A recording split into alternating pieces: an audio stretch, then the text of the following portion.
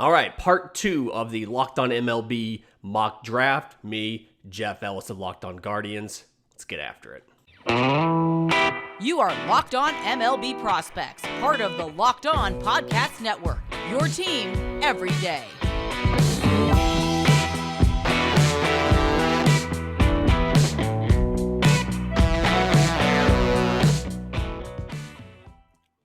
Welcome back to episode 2 of the Locked On MLB Mock Draft Spectacular. I'm Lindsey Crosby, host of Locked On MLB Prospects. He's Jeff Ellis, host of Locked On Guardians. We are alternating picks in the MLB Draft, kind of fill you in, make sure you understand the guidelines here. I am picking odds. Jeff is picking evens. We are picking as if we are this team. So, if you are the Padres, you are taking a prep player. If we are following the rules as far as we know that these teams like to do. We have teased the people. We have teased the Guardians fans yesterday because they picked first here, and they picked 16th, but we stopped at 15 yesterday. So, without further ado, Jeff, who are the Guardians taking? So the Guardians last year took 19 out of 21 pitchers. Like they were almost as bad as the Angels. And they only took 2 prep talents. It was all college. And I think people have taken the wrong lesson from that. I don't necessarily think that they're heavy on pitching. I think they leaned into the strength of the draft.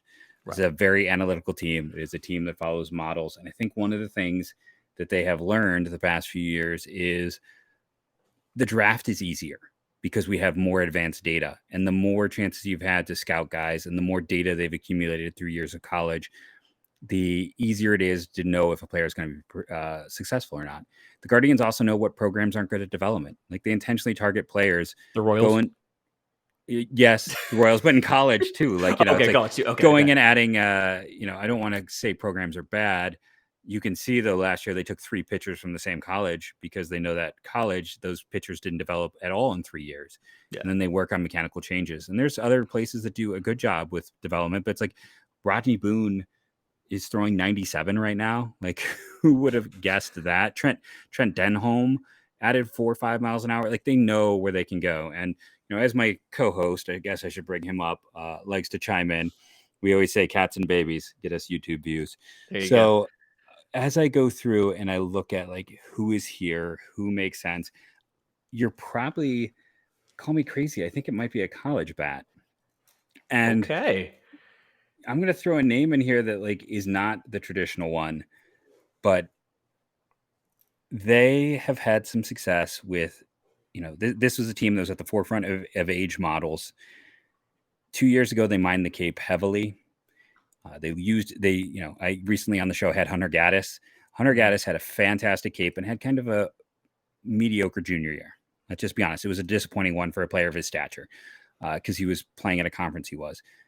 He has been awesome this year. Like they can kind of see beyond that. They kind of think if you can hit in the Wood Bat League, we can figure things out. Chase DeLauter was viewed as a top 5 prospect in the fall, almost universally. He's going to be 20 for a long time. Yet he's one of the youngest juniors in this class. He excelled in the Cape.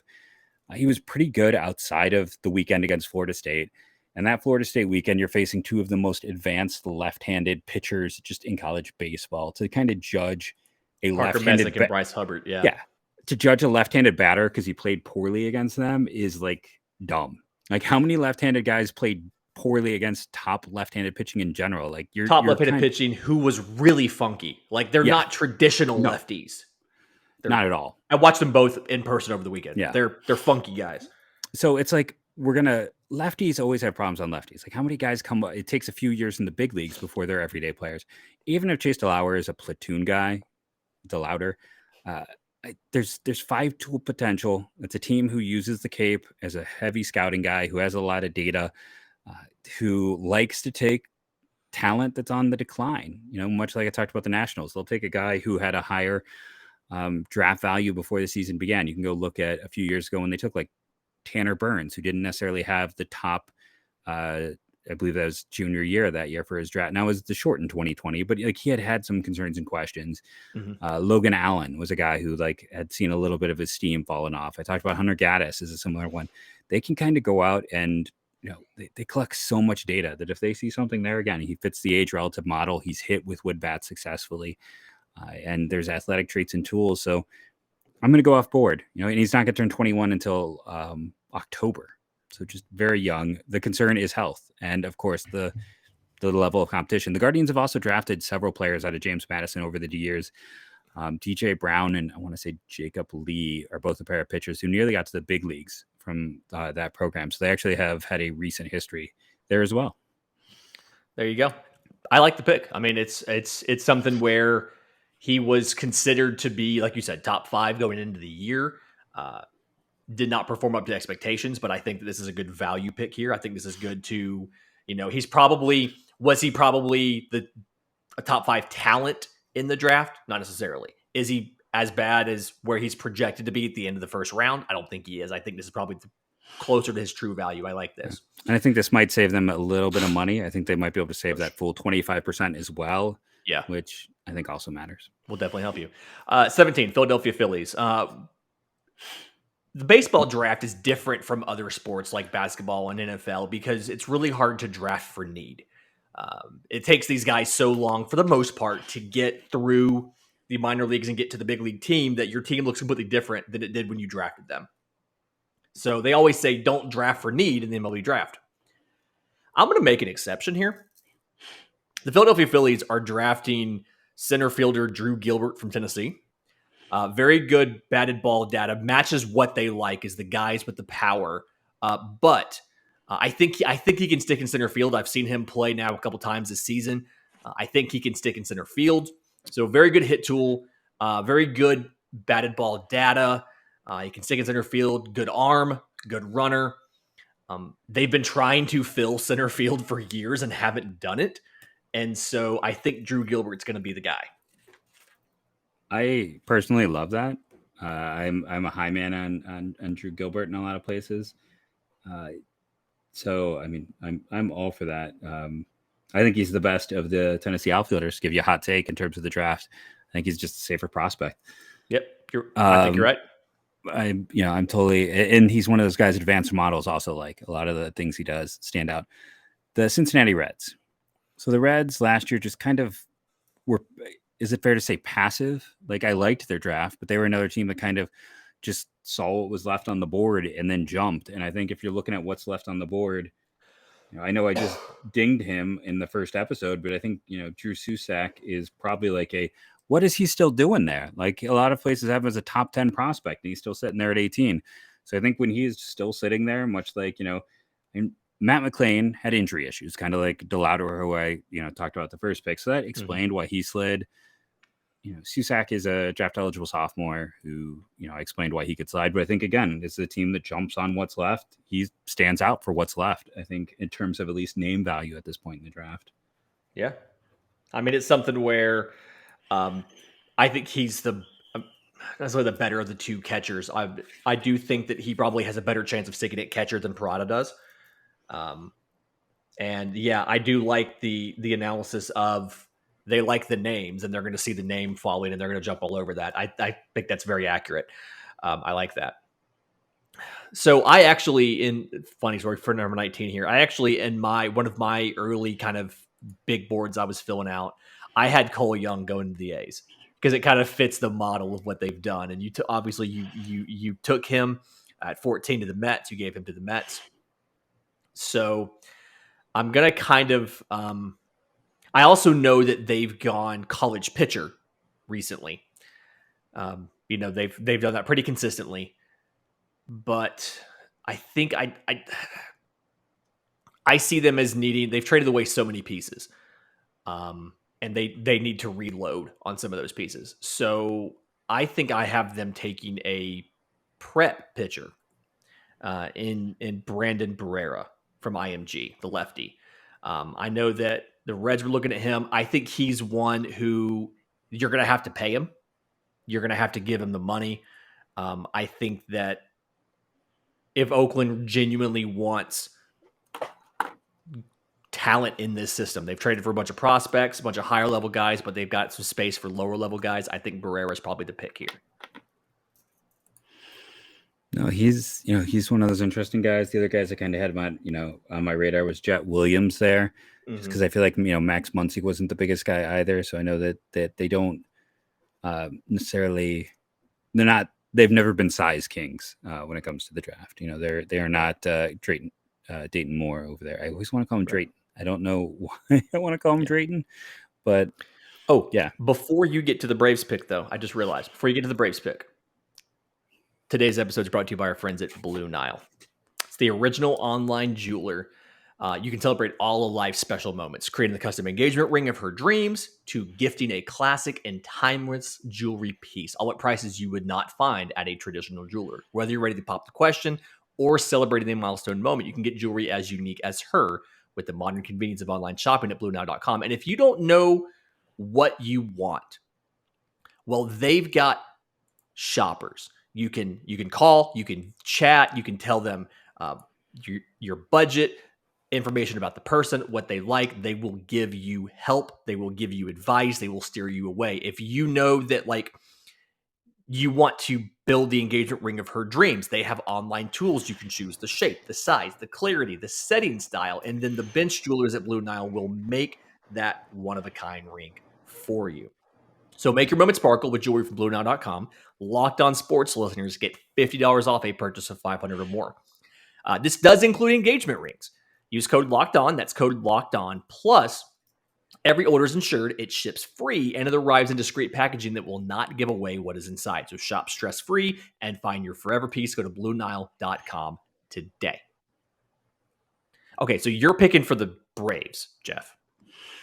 I don't know. This one was very easy for me, and maybe I'm wrong, but probably going to butcher the name. Connor Prelip of Alabama. Mm-hmm. It's he's one of those guys, and I talked about this on my podcast as I was talking about rankings. That if Jet Williams was 6'1", he would probably be in the discussion for the top 5 picks. If Connor Prelip was healthy, he'd be in discussion for the top overall pick in this draft. We've had 8 innings, but he's been electric when there's been that opportunity to see him pitch. He misses bats. He's a lefty. We've seen them take Jared Schuster and Ryan Cusick, who can miss bats in recent drafts. They've been a college-heavy team, and for all of their success, they still have a pretty solid minors overall. So as I look at them, it's they can gamble here. They can take that pitcher who, it becomes the first college pitcher off the board at 20, which is one of the latest I can ever recall. But I think the ceiling for him, and he fits what they do, and he just fits their overall approach. And I think I'm sorry, no, he's not. You already had Gabriel Hughes. No, he was at 13. Yeah, he was 13, but he's the second one off the board. We've had 2 college pitchers in the top 20. That is for me unheard of. Yeah, and yeah, I just I think about what they have in place, and they've kind of. We'll see what these younger pitchers can do, like Schuster and Cusick. But yeah, I think he's just to me, I still think he's the top pitcher in this class. So I'll be curious to see where he goes. And he's healthy. Once you draft him, he should be able to pitch this year. So he's going to be one of those guys at the combine. He threw a bullpen the day before the SEC tournament, and the slider looked fine. And so it's something where he had the injury far enough out where you're probably not going to put him in short season this year, but next year he's fine. Yeah. So he might spend it in instructs and just get some coaching up this year, but he's going to be available for a team to coach up. Yep. All right. So 21 to the Mariners, a team that seems to fit that designation of teams that use the models, like the model guys, like that college demographic. Somebody who I genuinely had to look a couple times to make sure we had not already taken him, because I'm surprised he's here. Zach Neto, the shortstop from Campbell. The models like him. Campbell, different level of competition, went to the Cape Cod League. Kind of sneaky power for his size. I think versatility-wise, for defense, can fit a couple different places. Kind of fits around this back half of the draft somewhere, but I think Zach Neto's a good pick here for 21 to the Mariners. No, he's he's often gets mocked to the Guardians. So, and yeah, he's another one of those Cape performers. So he definitely kind of stands out. The Cardinals here, they've been kind of similar to the Guardians. They've done a lot of age-based models. They've gone for a lot of ceiling too with some recent picks. They mixed in Michael McGreevy last year, who was a little bit against some of that ceiling stuff, but going for Jordan Walker was the power hitting age model type. And just looking at my personal board, looking at some rankings, I'm going to go with Jet Williams, who I keep mentioning here. Athletic traits, I don't think he's necessarily age model. No, he's not an age model type of player, but there's a lot of good traits. And it comes down to health. There have been a few minor injuries, dings at points, and it comes down to height. 5'8" is going to scare people off. But we have seen an advancement through the past few years. And again, if he's a 6-foot shortstop, if he's even a 5'11" short, and this is a team that 10. He's top 10 for sure. So, and this is a team that invested in Mason Wynn in the second round, and that has paid off for them. So I don't think they're necessarily going to be scared off by size. And I mean, it's a team that still, honestly, at the big league level, has been looking for shortstops. Now, again, you drafted Jet Williams. He's not getting there for 4 years, but you can never have enough shortstops in your system. Absolutely agree. I think this is a good pick for them, simply because it's one of those, like you said, he falls a little bit because of the measurables, but talent-wise, he deserves to be up a little bit higher. 23 for the Blue Jays. This is a team, just kind of from what I feel like, it's like high school bats and college arms is this is the thing. And the bloodlines. And the bloodlines. They like the bloodlines, which, we've already taken a Holiday. We've already taken a Jones, a Crawford. A lot of these guys are gone. I'm not going to do a more. I'm not putting more here. That's not the kind of bloodline I'm talking about. So I'm going to go with that college arm thing. Kind of surprised that he's still here, but dude they're an analytical team. They're a model team as well. A dude that just blows up the analytics when it comes to his numbers. I watched him pitch a little bit today. Connor Yerpe from Oregon State. Fun note, I've been saying his name wrong all spring. I've been saying Herpe. I was trying way too hard. It's Cooper Yerpe. But Cooper Yerpe, lefty for Oregon State, going 23 to the Blue Jays. Yeah, no, he's interesting from the he's going to cause big debates because being a bit of a cross-body thrower, there are going to be teams who just think, okay, he's only a reliever. Mm-hmm. And I know I've had people on my Twitter being like, he's a top 10 pick. He's a top 15 pick. I'm like, you have to understand there are teams who are not going to even consider him a first rounder. So it's interesting to see where he goes. I could even see him going to St. Louis. I think they're a team that doesn't have as big of an issue with that, but he's going to be a divisive player. Speaking of divisiveness, we have Boston. And Boston, Nick York, we all made fun of, and that's worked out. Marcelo Mayer was not made fun of. That was clearly the guy there. Splitting the difference, maybe Henry Bolt, outfielder from Palo Alto, California, who's been one of the biggest helium guys this spring. Big, athletic. We talk about that Elite Six. His athleticism is right there with, those players, with the Jet Williams, with all the high-end prep guys. He might be athletically as good as Green and Jones. He is one of the hottest names right now when you talk to people. It is funny because it's always okay, so what have you heard on Bolt? I get that. It's one of the top 3 questions I get because he is that helium player. Yeah. But with Boston, kind of liking guys a little under the radar and also going for up the middle ceiling. The one knock I would say is when you look at Mayer and York, those are guys who are really good in terms of swing and approach, and that's not necessarily Bolt. Bolt is high risk. Yeah. He could be in play for Colorado. He could be anywhere on this board. So I'm putting him here, but just know that when we're talking in a month, we might be talking about him as a top 10 pick. Things will change. That's the only thing that's constant is things will change. I like that climb. I like that they've got the space to do something like that. The Yankees at 25. This one's tough. So, the one hand, there's a couple different options here. So, Jordan Beck is still on the board, outfielder from Tennessee. I don't necessarily know if he's going to be the guy. The Yankees are really big on analytics. Some of the analytics I've seen don't necessarily love Beck. I think the maximum troll selection is Kumar Rocker right here.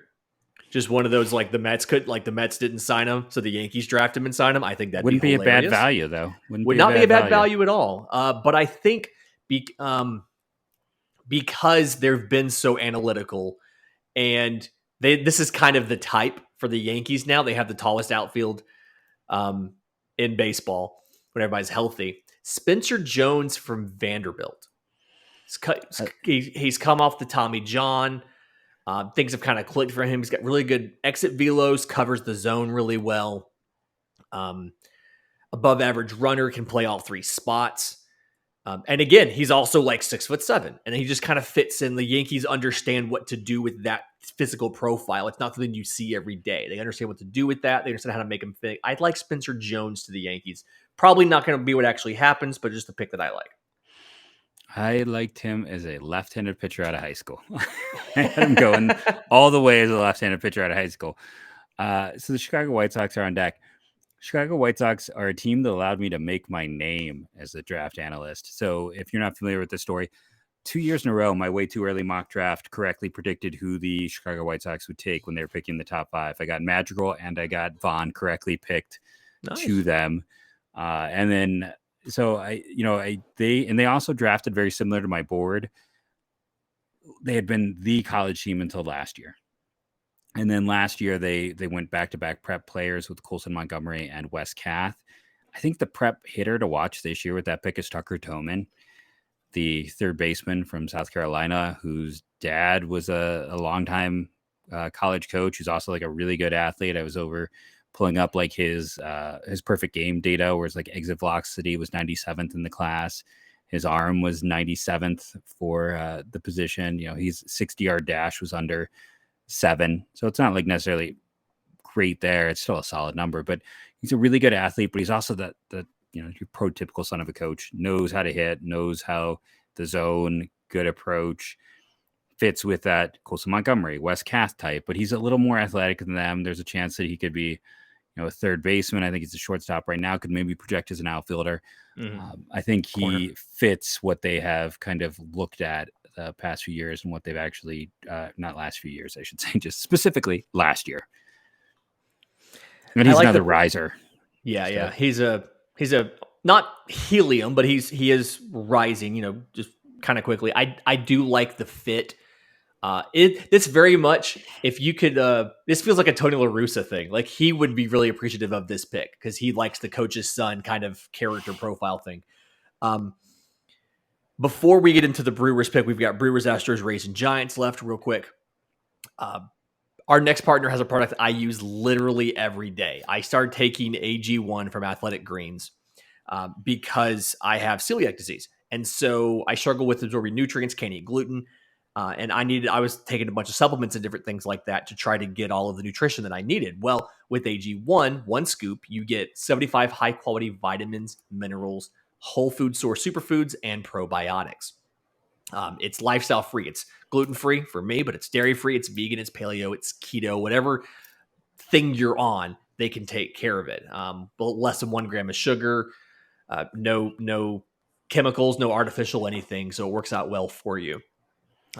So right now it's time to reclaim your health and arm your immune system with convenient daily nutrition. 1 scoop in a cup of water every day, and that's it. To make it easy, Athletic Greens is going to give you a free 1-year supply of their immune-supporting vitamin D and 5 free travel packs with your first purchase.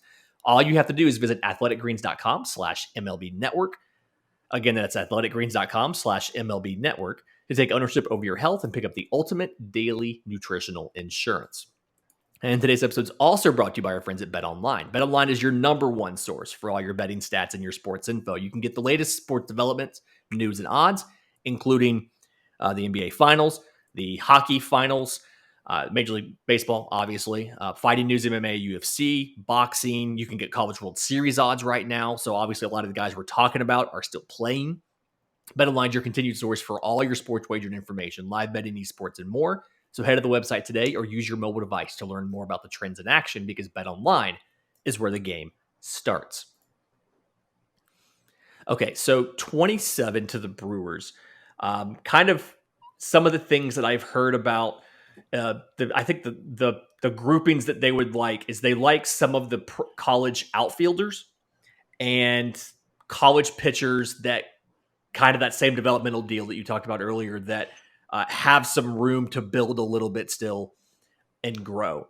I think they probably would have been the team to jump on Chase DeLauder if he was still here. He's gone, so I think I've got a guy like a Dylan Beavers from Cal. Still some development to do, but massive exit velocities, tons of bat-to-ball skills.